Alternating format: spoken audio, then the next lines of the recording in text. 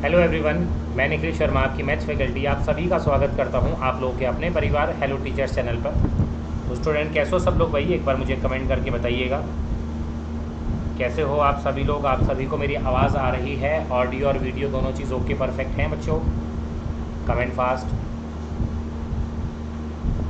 और जल्दी जल्दी सभी बच्चा सेशन में जुड़ जाइए।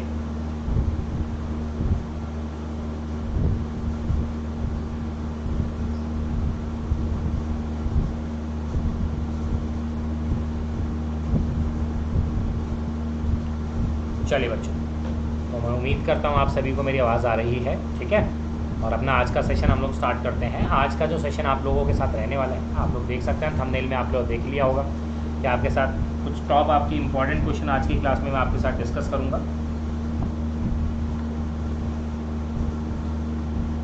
ठीक है बच्चों, चलिए तो सेशन को स्टार्ट कर देते हैं। और सेशन को स्टार्ट करने से पहले जैसे कि बच्चों आपको जनरल जानकारी मैं देता ही हूँ कि बच्चों अभी तक अगर आप लोगों ने अनअकैडमी का सब्सक्रिप्शन नहीं लिया है और आप लोग प्लान कर रहे हैं तो अभी आप लोगों के लिए ये सबसे बेस्ट टाइम है, क्योंकि मान के चलिए जुलाई मंथ आपका स्टार्ट हो गया है और इस जुलाई मंथ में आप लोगों को आपके जो भी एग्ज़ाम है तो अलग अलग एग्ज़ाम की नोटिफिकेशन, एग्ज़ाम डेट आपको अब जल्दी ही सुनने को और देखने को मिलने वाली है। तो अभी आप लोगों के पास टाइम है कि अगर आप लोग तैयारी कर रहे हैं किसी भी एग्ज़ाम की तो आप लोग उसकी तैयारी कर सकते हैं, क्योंकि आप लोगों के लिए बहुत सारे बैचेज़ हैं और जो सब्सक्रिप्शन का प्राइस है वो भी काफ़ी कम हो चुका है।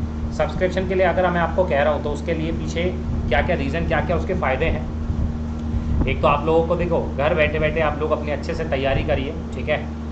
सारी चीज़ें आपको इधर उधर जाने की ज़रूरत नहीं है, हर चीज़ आपको मिल जाएगी। आप लोग घर बैठे बैठे सॉफ्ट कॉपी में, है ना, सॉफ्ट फॉर्म में आपको हर एक चीज़ मिल जाएगी। साथ ही साथ आपको जब भी अनअकैडमी का सब्सक्रिप्शन लोगे तो आपको एक सब्सक्रिप्शन लेना है, उसके बाद कितनी ही बार सेशन को देखो, पढ़ो, समझो, कोई दिक्कत नहीं है।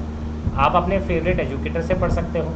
पूरा आपका जो भी आपका सिलेबस है वो पूरा कंप्लीट कराया जाएगा, पूरी कंप्लीट एग्जाम प्रिपरेशन आपकी रहेगी। आप लोग अपने डाउट्स भी पूछ सकते हो, है ना।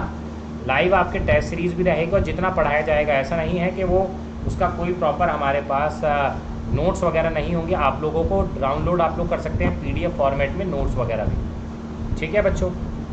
और बैच कोर्सेज़ में आपको बता देता हूँ कि टीचिंग एग्ज़ाम में अब आपके लिए दो कैटेगरीज़ में हमने क्लासीफाई किया है कि अगर आप लोग स्टेट TET की प्रिपरेशन कर रहे हो, मतलब CTET, UP TET, MP TET, REET वगैरह, तो उसके लिए आप लोगों के लिए ड्यूरेशन और प्राइस आपका चेंज हो गया है। 6 महीने का और 12 महीने का सब्सक्रिप्शन लेते हो तो 699 और 899 है। लेकिन अगर आप लोग मेरा कोड अप्लाई कर लोगे NIK10, NIK10, तो आपको 10% का ऑफ और मिल जाएगा। ये प्राइस और 10% कम हो जाएगा, ठीक है बच्चों। तो ये कोड को मत भूलना, ये कोड बहुत ज़रूरी है आप लोगों को डिस्काउंट दिलाने के लिए, ठीक है बच्चों। और साथ ही साथ अगर मैं बैचेस की बात करूँगा और आप लोगों के लिए, तो आप लोग देख सकते हैं आप लोगों के लिए ये संपूर्ण बैच है, ठीक है। आप लोग संपूर्ण बैच में अपने आप को तैयार कर सकते हो, ठीक। ये 2 जुलाई से आपका स्टार्ट हो गया है CTET पेपर 1 और पेपर 2 के लिए। और रीट एग्ज़ाम को भी ध्यान में रखते हुए 8 जुलाई से आप लोगों के लिए बैच स्टार्ट हो रहा है, तो आप लोग इस बैच में अपने आप को एनरोल कर सकते हैं। ये हमारी फैकल्टीज इसमें आपको पढ़ाने वाली हैं। और बच्चों अगर आप लोग स्टेट TET के अलावा DSSS, सुपर टेट या KVS एग्ज़ाम की तैयारी प्रिपरेशन कर रहे हो तो आप ड्यूरेशन सब्सक्रिप्शन देख सकते हो, लेकिन इस प्राइस को मैं बार बार समझा रहा हूँ, रिड्यूस कर सकते हो NIK10 लगाकर, मेरा कोड अगर आप लोग अप्लाई करते हैं, ठीक है बच्चों। उम्मीद करता हूँ ये चीज़ आपको क्लियर हो गई होगी। और DSSS PRT का भी बैच आप लोगों के लिए 23 जून से स्टार्ट कर दिया गया है, तो आप लोग इसमें भी एनरोल कर सकते हो। देख सकते हो बैचेस बहुत सारे हैं, आपके ऊपर है कि कंटेंट खूब है ना, पढ़ने के लिए चीज़ें बहुत हैं, बस अब बाकी क्या रह गया है, पढ़ना। तो वो भी तैयारी कर लो, क्योंकि हम अपनी साइड से पूरा 100% दे रहे हैं, आप लोग अपनी साइड से भी 100% दीजिए, ठीक है बच्चों। और एक और आप लोगों के लिए अब ये नया फीचर और ऐड हो गया है, और ये नया फीचर यही है कि बच्चों आप लोगों को जो भी चीज़ पढ़ाया जा रहा है, हर एक फैकल्टी अपनी साइड से बढ़िया आपको चीज़ बताता पढ़ाता है, लेकिन तब भी आप लोगों के लिए एक कह सकते हो प्लस पॉइंट है कि एक ये फीडबैक टाइप है। अगर आपको लग रहा है कि जो भी चीज़ आपको पढ़ाई जा रही है वो सही नहीं है, इनएप्रोप्रिएट कंटेंट है, वीडियो आपकी सही नहीं है, कोई चीज़ आपको बताई जा रही है, गलत पढ़ाया जा रहा है या गलत इन्फॉर्मेशन आपको प्रोवाइड हुई है, तो आप लोग क्या कर सकते हैं, इस वीडियो के नीचे डिस्क्रिप्शन में ये बक्स बाउंड्री करके एक आपका लिंक होगा, वहाँ जाके क्लिक करके आप लोग जो भी आपकी कंप्लेंट है या जो भी आप लोगों को सही नहीं लगा उसको रिपोर्ट कर सकते हो डिस्क्रिप्शन फॉर्म में, ठीक है बच्चों, तो हमारी टीम के द्वारा उस पर जल्द से जल्द काम किया जाएगा, ठीक है, और उसको इम्प्रूवमेंट कराया जाएगा। ठीक है बच्चों, चलिए, तो ये सारी चीज़ मुझे आपको देनी थी इन्फॉर्मेशन। उम्मीद करता हूँ ये सारी जानकारी आप तक पहुँच गई है। अब अपना आज का सेशन हम लोग स्टार्ट कर देते हैं। तो आज की क्लास का पहला सवाल बच्चों आप लोगों की स्क्रीन पर, जितना बच्चा सेशन में जुड़ा हुआ है भैया सेशन को लाइक मारते चलो, बिना लाइक के क्लास में कोई ना बैठे, सेशन को लाइक करते चलो। पहला सवाल आसान सिंपल है, कर पाओगे। क्या कह रहा है, समय आप लोगों को मौका दूंगा। सवाल है what sum will yield rupees 491.68 as SI at 8% per annum for 1 year and 2 months। कहा गया है कि किसी राशि का 8% का वार्षिक दर पर 1 साल और 2 महीने का साधारण ब्याज जो है वो 491 रुपये 68 पैसे हैं, तो मूलधन कितना होगा। चलिए, बढ़िया क्वेश्चन है, कर सकते हो आप लोग आसानी से, बनाइए भाई, दीजिए आंसर क्या जाएगा इसका।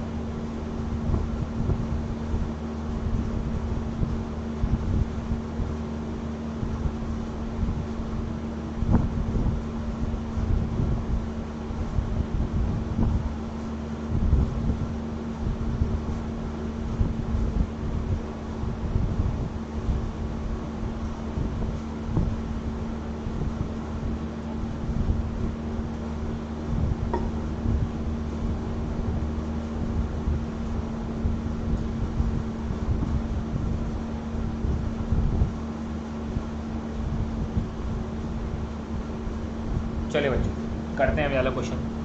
सवाल एक है, करने के तरीके अनेक हैं बच्चों। क्वेश्चन दोनों तरीके से बताता हूँ। जनरल तरीका तो ये कहता है भैया, पहला तरीका सर हमें SI इक्वल्स टू PRT/100 वाला फॉर्मूला याद है। प्रिंसिपल अगर निकालना है तो फॉर्मूला हो जाएगा SI × 100/RT। SI हमें पता है कितना मिला है, 491.68 × 100 अपॉन में रेट कितना है, 8% है, ठीक है, अपॉन में टाइम अगर आप लोग देखें तो टाइम कितना है बच्चों, टाइम 1 साल 2 महीने। तो 1 साल 2 महीने, 2 महीने को मैं क्या कर रहा हूँ, ईयर में कन्वर्ट कर रहा हूँ, तो डिवाइड बाय 12, तो 1/6 ईयर आ गया ना, और 1/6 को हम लोग 7/6 भी कहते हैं, तो ये हो जाएगा 7 अपॉन में 6 है तो ऊपर चला जाएगा। अब यहाँ पर क्वेश्चन में काटा पीटी करिए, आंसर आपको मिल जाएगा, प्रिंसिपल मिल जाएगा। ये है पहला तरीका, आई होप क्लियर। दूसरा तरीका है रेशो मेथड। रेशो मेथड ये कहता है कि रेट कितना है, 8%। 8% की जो फ्रैक्शन वैल्यू होती है वो होती है 8/100, तो इसे 2/25 भी कह सकता हूँ, है ना, ये इतना है। अगर आपको इंटरेस्ट निकालना होता है तो इंटरेस्ट निकालने का तरीका ये भी होता है इफेक्टिव रेट लगाकर कि आप RT% निकाल देते हो, ठीक है। तो हम लोग क्या करते हैं, हम लोग एक काम ये करते हैं कि हम टोटल देखते हैं कि 1 साल 2 महीने में रेट कितना बनेगा, ठीक है बच्चों। तो यहाँ पर आपने देखा ये हो गया 2/25, ठीक, ये हो गया 1 साल का। लेकिन हमें पता है कि हमारे पास टाइम कितना है, टाइम है 1 ईयर 2 मंथ, और 1 साल 2 महीने का मतलब 7/6 ही तो होता है भाई। अभी हमने देखा 7/6 ही तो होता है, तो 7/6 से मैंने गुणा कर दिया, ये इससे चला गया 3 पर, तो हमारे पास जो रेशो आया वो आया 7/3 × 25 75, ये इतना रेशो आ गया, ठीक है। अब अगर ये रेशो 7/75 आया है तो इसमें आपको पता है कि जो नीचे वाली वैल्यू होती है ये होती है प्रिंसिपल, और ये जो ऊपर होता है ये होता है इंटरेस्ट। तो ख़त्म क्वेश्चन। अब कुछ नहीं पता, इस क्वेश्चन के अंदर आसानी से आप लोग बना सकते हैं, आपके ऊपर है, ठीक है। तो इंटरेस्ट की वैल्यू आपको पता है, मतलब इस 7 रेशो की वैल्यू आपको पता है कितनी है, ये लिखी हुई है, तो यहाँ लिख देता हूँ। अगर 7 रेशो बराबर 491.68 है तो डिवाइड करोगे, 1 रेशो की जो वैल्यू होगी वो 70.24 होगी। तो प्रिंसिपल अगर आपको निकालना है तो 75 बराबर कितने के होगा, तो इसकी 75 से गुणा कर दीजिए, 75 से गुणा कर लोगे तो ये आएगा 5268, 5268 इज़ द राइट आंसर। तरीका जो आप लोगों को सही लगे, मैं ये नहीं कहूँगा कि आप इसी मेथड से करो, मैंने आपको वैरायटीज़ बताई है, तरीके बताएं, चाहे ये लगा लो या ये वाला लगा लो, कोई प्रॉब्लम नहीं है। अगर आप बच्चों ये वाला तरीका भी लगा लोगे, ठीक है ना, जनरल भी, तो भी कोई प्रॉब्लम नहीं है, क्योंकि 100 से मल्टीप्लाई कर लोगे तो ये 49168 हो जाएगा, और फिर 49168 को अगर आप 7 से डिवाइड भी करोगे तो ये आपका 7024 हो जाएगा, ठीक है। और 7024 भी आपका 8 से चला जाएगा तो 878, और फिर 878 की 6 से गुणा करोगे तो 5268 ही बनेगा। ठीक है बच्चे, उम्मीद करता हूँ क्लियर हुआ होगा सभी को। चलिए इसी बात पर अगला सवाल, नेक्स्ट क्वेश्चन आप लोगों की स्क्रीन पर बनाओ फटाफट, दीजिए आंसर।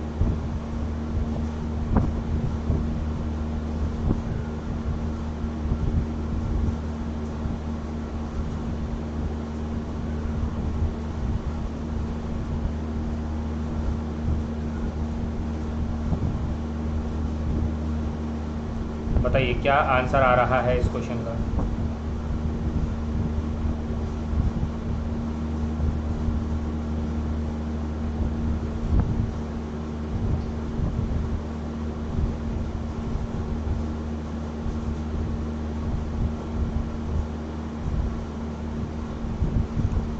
चलिए बच्चे, आई होप इतना समय काफ़ी था इस क्वेश्चन के लिए, है ना, हो गया होगा। आपसे कहा गया है Veer spend 15% of his monthly income on house rent. Veer जो है अपनी मंथली इनकम का 15% खर्च कर रहा है किसमें, हाउस रेंट में। बचे हुए का 60% ऑफ द रेस्ट, बचे हुए का 60% खर्च कर रहा है आपका हाउस होल्ड एक्सपेंडिचर में। ठीक है, और ऐसा करके फाइनली उसने 2210 रुपये बचाए, तो उसकी मंथली इनकम क्या होगी। अब इसको आप लोग देखो, चाहे 100 वाला कॉन्सेप्ट लगा लो, या इसमें वैसे मैं बच्चों आपको रेशो मेथड ही सिखाता हूँ। आप देख सकते हो पिछला क्वेश्चन हमारा SICI का था तो रेशो मेथड लगा दिया, ये क्वेश्चन हमारा परसेंटेज का है तो रेशो मेथड लगा लिया। इसीलिए कहता हूँ कि ये क्या है, ये एक आपके लिए मास्टर मेथड है, हर जगह यूज़ होगा। अब एक काम ये करा कि हमने लिख लिया एक तरफ I का मतलब इनकम और इधर लिख लिया SS का मतलब सेविंग।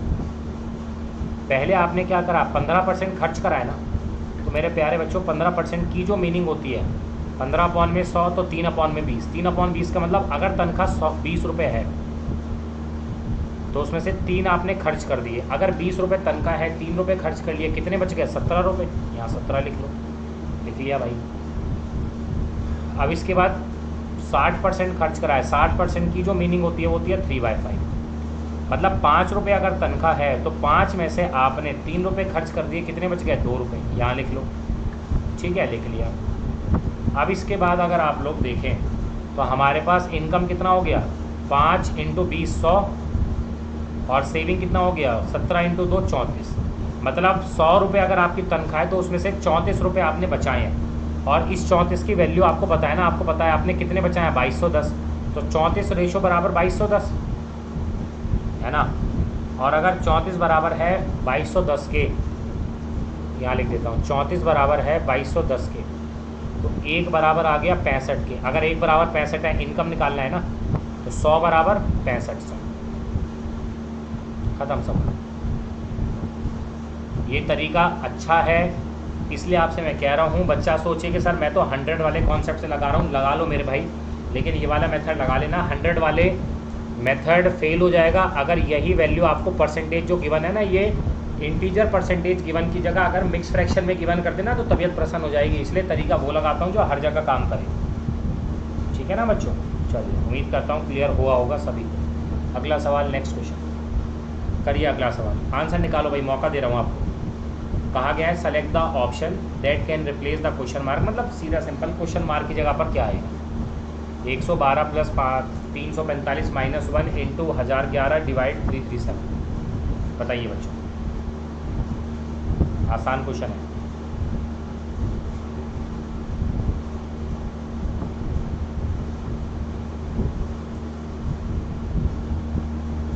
जल्दबाजी में बच्चा मिस्टेक कर सकता है, इसलिए पहले ही कह रहा हूँ ध्यान से।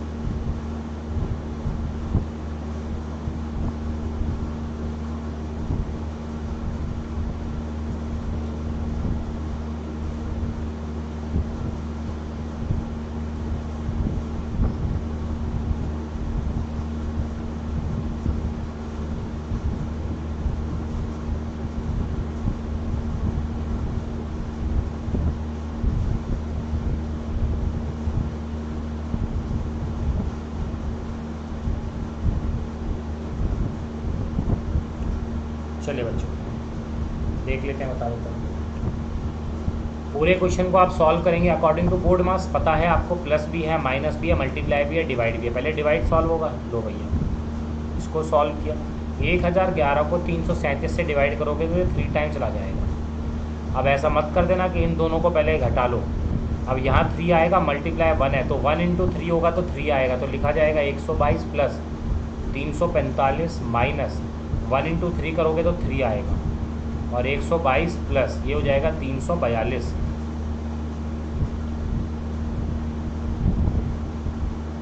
ठीक है बच्चे, 342 में 122 जोड़ोगे तो ये आ गया 2 और 2 4, 2 और 6, 2 और 4 6, 3 और 1 4, 464 इसका राइट आंसर बन रहा है। ठीक है बच्चे, एक्सपेक्ट करूँ कि आपको समझ में आ गया ये। ठीक है, आसान क्वेश्चन है, सिंपल है। अगला सवाल नेक्स्ट है, the selling price of an item inclusive of 10% profit was ₹440। आपसे कहा गया है कि एक आर्टिकल को आपने सेल किया है और आर्टिकल को आपने 440 का जब बेचा तो 10% का मुनाफा हुआ है। तो कहा गया है कि बताइए कितना परसेंट लॉस आपको होगा अगर आप उस आर्टिकल को 370 का बेचते हैं। ठीक है,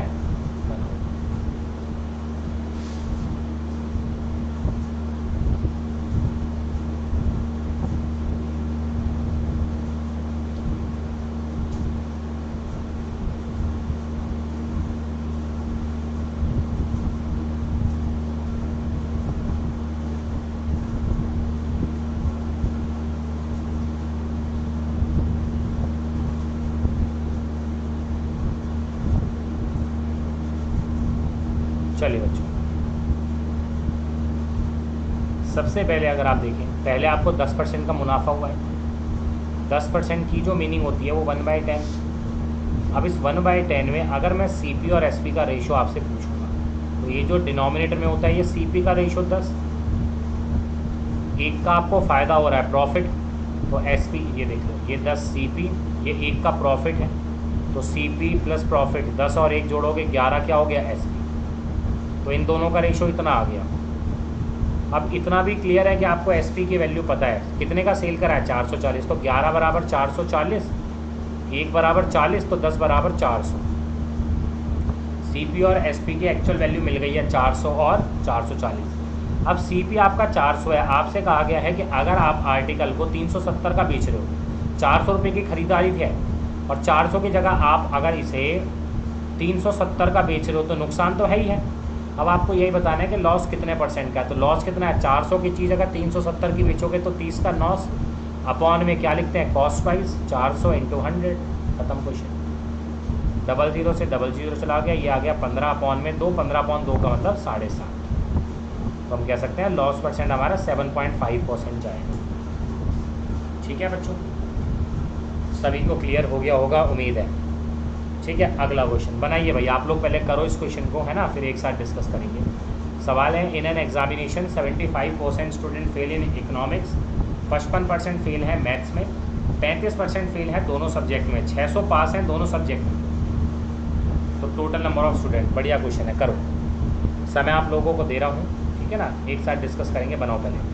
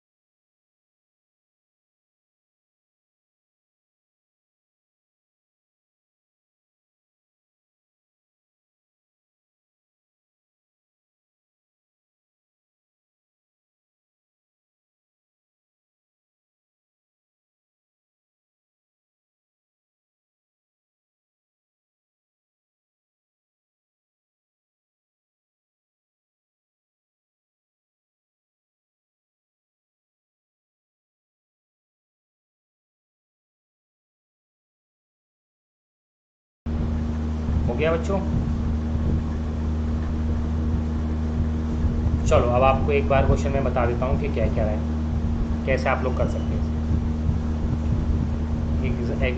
एक एग्जामिनेशन में पूरा क्वेश्चन क्लियर हो गया होगा। 75% फेल हुए हैं इकोनॉमिक्स में, 55% फेल हुए हैं मैथ्स में, 35 फेल हुए हैं दोनों में। वेन डायग्राम से इस क्वेश्चन को आप लोग करोगे। वेन डायग्राम में हमने मान लिया ये वाला जो पोर्शन है, ये वो लोग हैं जो इकोनॉमिक्स में फेल हैं,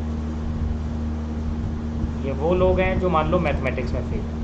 अब आप जानते हैं कि सेट थ्योरी में कोई बताया था कि ये पूरा एक जो होता है ये यूनिवर्सल सेट होता है।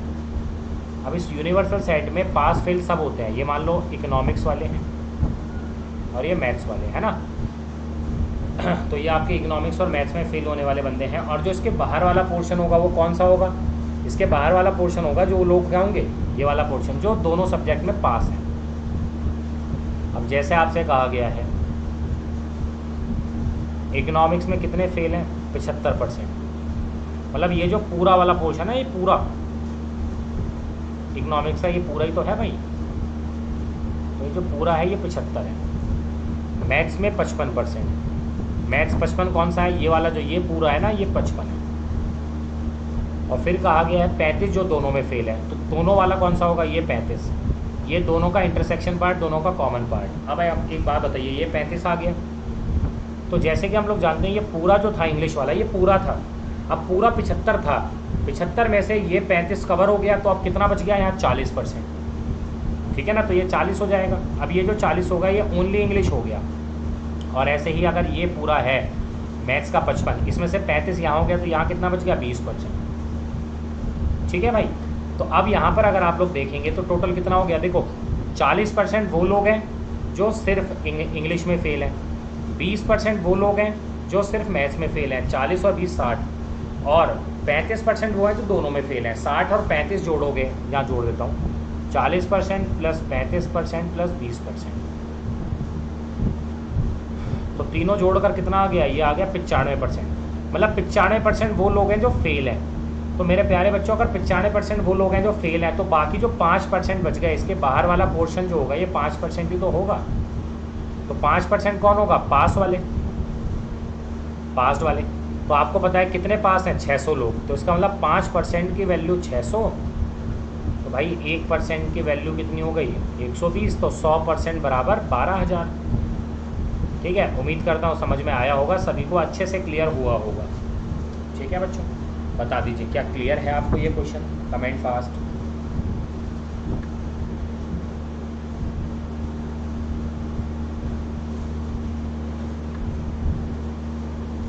अभी क्लियर है? ठीक है, अगला सवाल नेक्स्ट है, what is the value of, value आपको बतानी है किसका? 1/2% इन डेसिमल, कि अगर आप लोग 1/2% को डेसिमल में करोगे तो वो क्या वैल्यू आएगी? करिए फटाफट बताइए।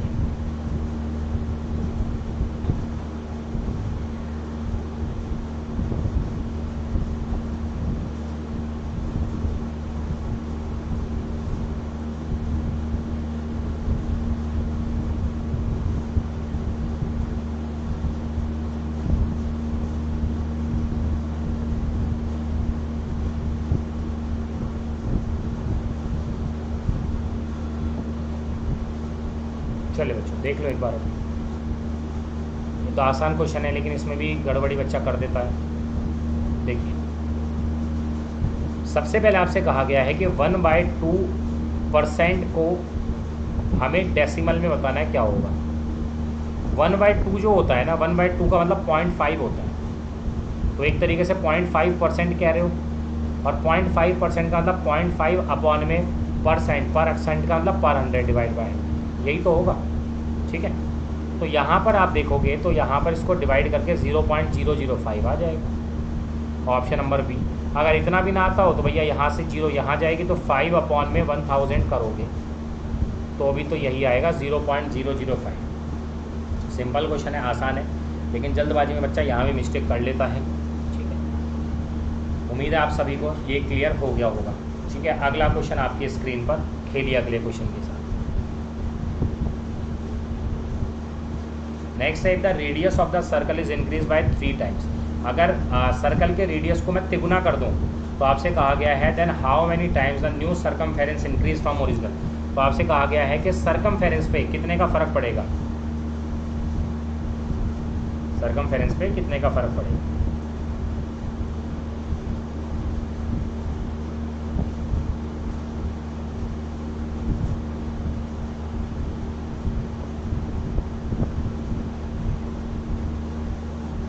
बनाइए बच्चों फटाफट से क्वेश्चन।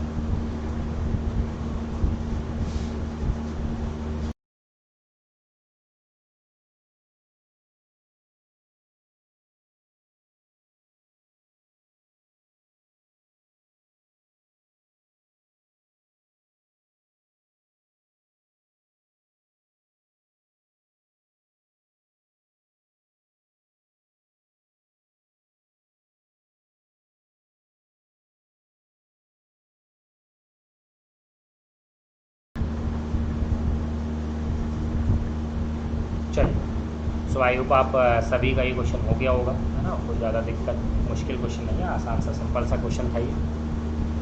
देख लो एक बार करके दिखा देता हूँ। रेडियस हमने क्या करा है, सर्कल की तिगुनी करी है। अब जैसे मान लीजिए सर्कमफेरेंस की मैं बात करूँगा तो सर्कमफेरेंस जो होता है सर्कल का वो 2πr होता है। अब मान लीजिए पहले रेडियस अगर 1 ही थी, है ना, तो आपका सर्कमफेरेंस पहले कितना होगा 2π। और अब अगर आपने क्या कर दिया, रेडियस को तिगुना कर दिया, ठीक है ना, तो तिगुने का मतलब क्या हो जाएगा 2πr लिखोगे। तो 2π अब r, पहले आपने रेडियस अगर 1 थी, अब तिगुनी कर दी ना रेडियस तो 3 हो जाएगी। तो यहाँ पर 3 से गुणा और करोगे तो ये 6π हो जाएगा। तो अब आप खुद देख लो, पहले ये 2π था, अब ये 6π है, तो भैया ये इसका कितना हो गया तिगुना। तो हम सीधा कह सकते हैं कि भैया सर्कमफेरेंस पे क्या फ़र्क पड़ेगा, जितना आपने चेंज किया ना, अगर तिगुना करा तो तिगुना हो जाएगा, 4 गुना करा तो 4 गुना हो जाएगा। बात समझ में आ गई। तो 3 times is the right answer. ठीक, मूव कर गया नेक्स्ट क्वेश्चन पर। अगला क्वेश्चन स्क्रीन पर है, खेलो।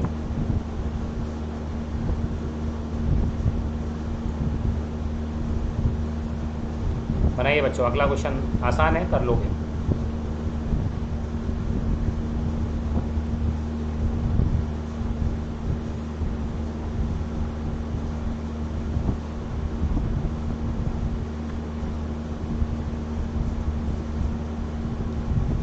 A man purchased a bed sheet for ₹2127 and sold it at a gain of 57 1/7%.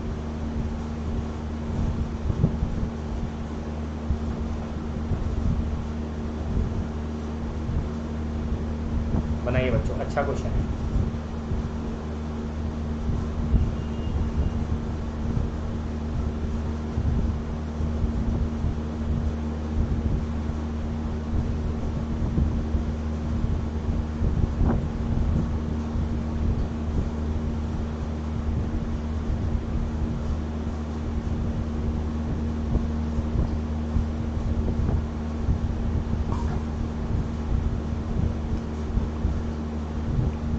Question बढ़िया है, ध्यान से करिएगा, जल्दबाजी ना हो।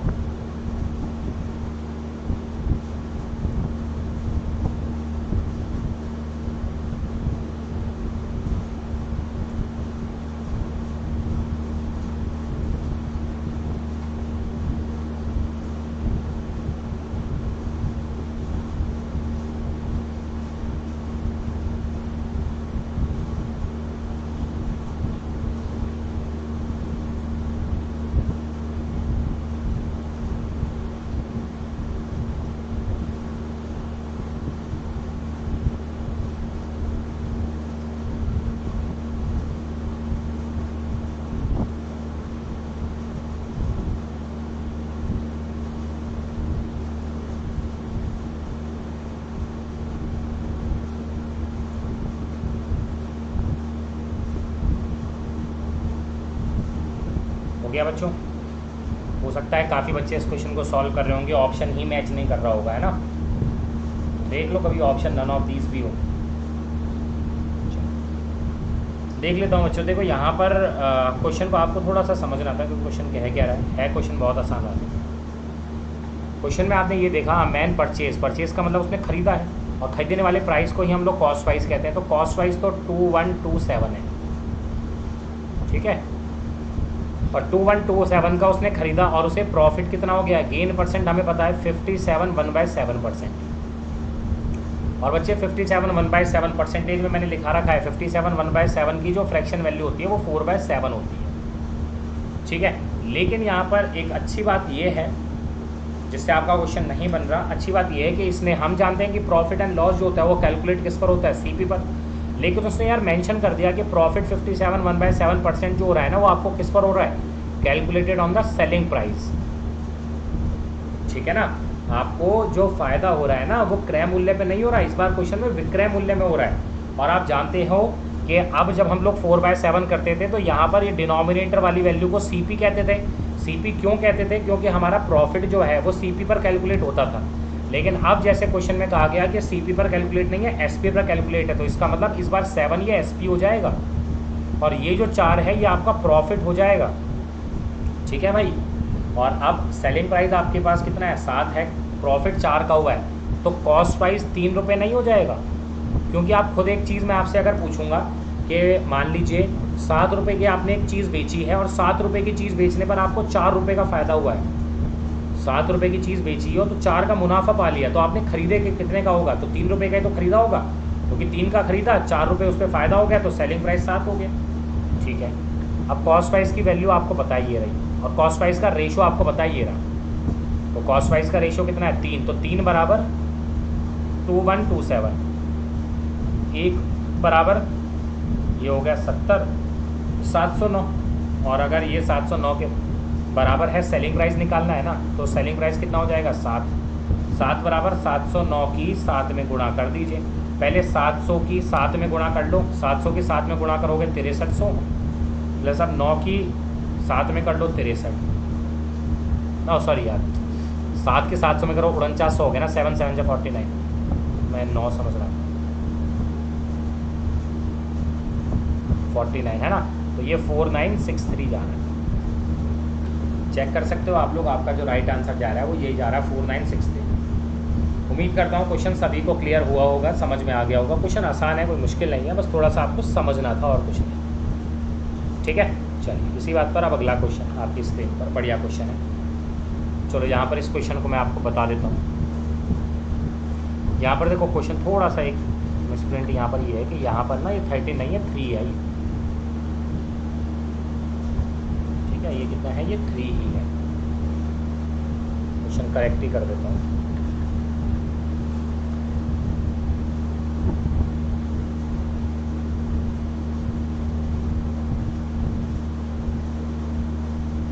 चलो कोई दिक्कत नहीं है ना, ये मैनुअली मैंने कर दिया, यहाँ पर ये 3 लिखा हुआ है।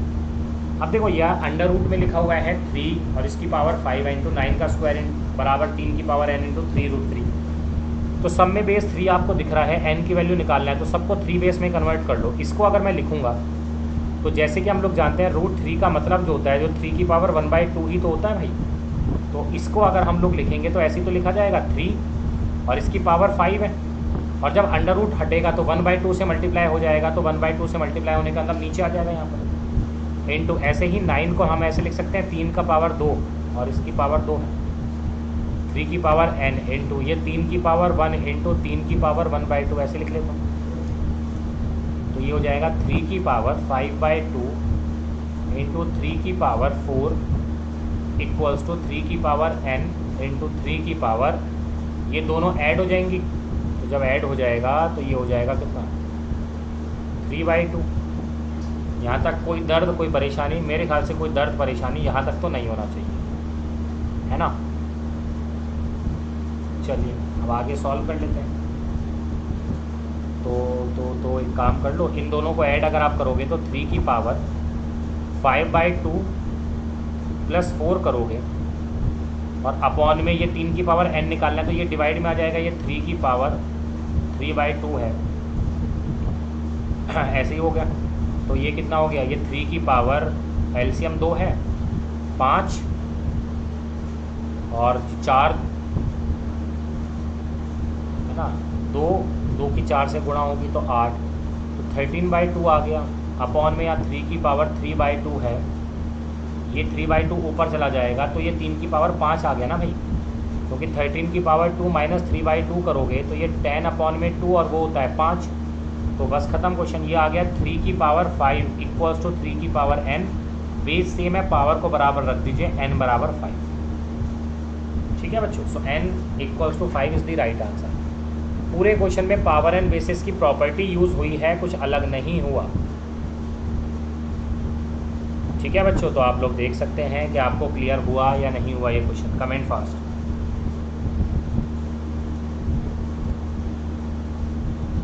ठीक है, चलिए अगला सवाल। नेक्स्ट क्वेश्चन आपकी स्क्रीन पर देखो। अगले वाले क्वेश्चन में ऑप्शन नहीं मैंने रखे हैं, ठीक है, इसीलिए कि आप पूरा पहले क्वेश्चन सॉल्व कर लो, तुक्का मत लगाना। अच्छा क्वेश्चन है। सवाल है a man sells 2 bull 9327 rupees each, मतलब एक व्यापारी ने 2 बैल प्रत्येक 9327 रुपये पर बेचता है और उन पर ना लाभ कमाता है और ना ही हानि। तब उनमें से एक को 16 से 2/3% लाभ पर बेचा, तो दूसरे को कितने % हानि पर बेचा होगा। बढ़िया सवाल है, बहुत बढ़िया सवाल है। अब देखता हूँ इस बढ़िया सवाल का आंसर कौन निकालेगा।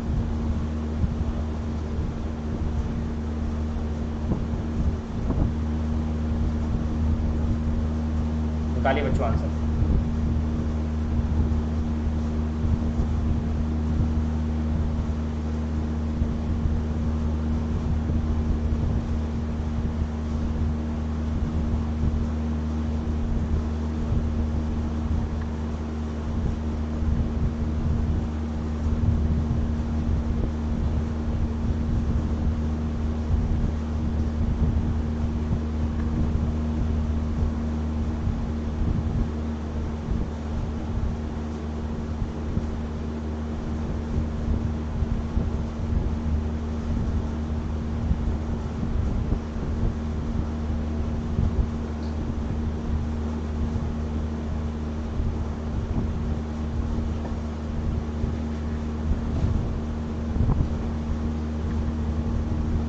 देखिए बच्चों, इस क्वेश्चन को पहली लाइन पढ़ के ही क्लियर हो गया। एक आदमी ने, एक व्यापारी ने 2 बैल को बेचा है 9327 ईच का। ईच का मतलब हो गया दोनों का सेलिंग प्राइस सेम है ना, लेकिन जो प्रॉफिट परसेंट है और जो लॉस परसेंट है वो दोनों का अलग अलग है, डिफरेंट। तो मैंने इसको करने का आपको रेशो मेथड समझा रखा है। अब रेशो मेथड कैसे काम करेगा? रेशो मेथड ऐसे काम करेगा, 2 बैल उसने बेचा है तो हमने एक तरफ मान लिया CP और दूसरी तरफ इधर SP। ये पहले के बारे में जानकारी है, ये दूसरे के बारे में जानकारी है और ये ओवरऑल टोटल के बारे में जानकारी है। पहले वाले पर उसे 16 से 2/3% का लाभ हुआ है, तो 16 से 2/3 जो होता है ना, दरअसल 1/6 होता है। 1/6 में जो 6 है ये कॉस्ट प्राइस है, एक का आपको क्या हो रहा है, लाभ हो रहा है, तो सेलिंग प्राइस 7 हो गई। ध्यान दीजिएगा, ठीक है। अब इस क्वेश्चन में हम जानते हैं दोनों का सेलिंग प्राइस सेम है। अब कहा गया दूसरे वाले को हम कितने % लॉस पर बेचें कि ओवरऑल क्या हो जाए, नो प्रॉफिट नो लॉस। अच्छा, नो प्रॉफिट नो लॉस कब होता है? क्या मैं ये कह सकता हूँ कि जब CP और SP बराबर होते हैं तो नो प्रॉफिट नो लॉस होता है। मतलब जितने का खरीदा उतने का बेच दिया, 10 का खरीदा 10 का ही बेचा, तो क्या फ़ायदा क्या नुकसान? कुछ फ़ायदा नहीं, कुछ नुकसान। अब सेलिंग प्राइस सेम है, अगर पहले वाले को 7 का बेचा है 7 यूनिट का, तो दूसरे वाले को भी 7 का ही बेचे होगी। ठीक है भाई, इतनी बात समझ में आ गई। तो इस हिसाब से 2 आर्टिकल आपने कितने के बेच दिए? पहला वाला 7 का बेचा, दूसरा भी 7 का बेचा, 2 आर्टिकल आपने 14 के बेचे। अब आप इतना जानते हो कि अगर हमें कोई भी फ़ायदा या कोई भी नुकसान नहीं हो रहा, तो हमने अगर 2 चीज़ 14 की बेची है तो हमने खरीदी भी तो 14 की होंगी। अरे समझ रहे हो, जब 2 चीज़ बेची 14 की हैं और नो प्रॉफिट नो लॉस है, तो इसका मतलब 2 खरीदी भी तो 14 की होंगी, तभी तो क्या हुआ है, जितने का खरीदा उतने का बेचा। अब 14 रुपये का आपकी इसका मतलब खरीदारी आई होगी। अब 14 रुपये में आपने पहले जो है वो 6 रुपये की चीज़ खरीदी है, तो दूसरी वाली चीज़ कितने की खरीदी होगी? 8 की। अरे समझ में आ गया या नहीं आया? जल्दी से एक बार बता दो, ठीक है। ये वैल्यू पूरी आपको समझ में आई होंगी कि कौन सी वैल्यू कहाँ पर आई है और कैसे आई है। अब आगे हमारे पास वैल्यू, तो अब आप देख सकते हैं कि दूसरे आर्टिकल में आपने जो चीज़ खरीदी है वो 8 की, लेकिन बेची कितने की है? 7 की। तो सीधी सी बात है, लॉस हो रहा है कितने का? 8 रुपये की चीज़ को 7 की बेचोगे तो 1 रुपये का नुकसान अपॉन में कॉस्ट प्राइस 8 × 100, और 1/8 का मतलब होता है 12.5%। तो कहेंगे 12.5% का लॉस हो रहा है। उम्मीद करूं कि आपको समझ में आया ये क्वेश्चन या नहीं। Comment fast. ठीक है, ये होगा आपका इस क्वेश्चन का सॉल्यूशन। ठीक है, देख लीजिए, सभी को क्लियर है उम्मीद करता हूँ। ठीक है बच्चों, तो ये देखिए आज की क्लास में कुछ क्वेश्चंस आपके साथ मैंने डिस्कस करे हैं और उम्मीद करता हूँ हर एक क्वेश्चन आपको बढ़िया से बेहतरीन तरीके से समझ में भी आए हैं। एक बार कमेंट करके बता दो कि आज की क्लास आपको कैसी लगी, क्योंकि आज की क्लास में हम यहीं थैंक यू कर देते हैं, धन्यवाद। ठीक है, तो आपने आज की क्लास हम यहीं तक रखते हैं। जिन बच्चों ने सेशन को लाइक नहीं करा भैया, सेशन को लाइक करना, मैक्सिमम टू मैक्सिमम शेयर करना, नए बच्चे चैनल को सब्सक्राइब कर लेना। और जब भी आप लोग सब्सक्रिप्शन लोगे तो निक 10 कोड को लगाना मत भूलना, क्योंकि 10% का लाभ तुम्हें तभी होगा, 10% का डिस्काउंट मिल जाएगा। ठीक है मेरे प्यारे बच्चों, चलिए उम्मीद करता हूँ आज का सेशन आपको अच्छा लगा होगा। बाकी आपको ऑफिशियल टाइम पता ही है मेरा, हेलो टीचर्स चैनल पर डेली 1 बजे आपके साथ क्लास होती है, तो सभी बच्चा 1 बजे क्लास में प्रेजेंट हो जाएगा। ठीक है बच्चों, चलिए तो आज का कार्यक्रम, आज की क्लास यहीं तक रखता हूँ। ठीक है, अब मुलाकात करेंगे आपके साथ कल, तब तक अच्छे से पढ़ाई करिए, अपने और अपने पूरे परिवार का ध्यान रखिए। बाय मेरे प्यारे बच्चों।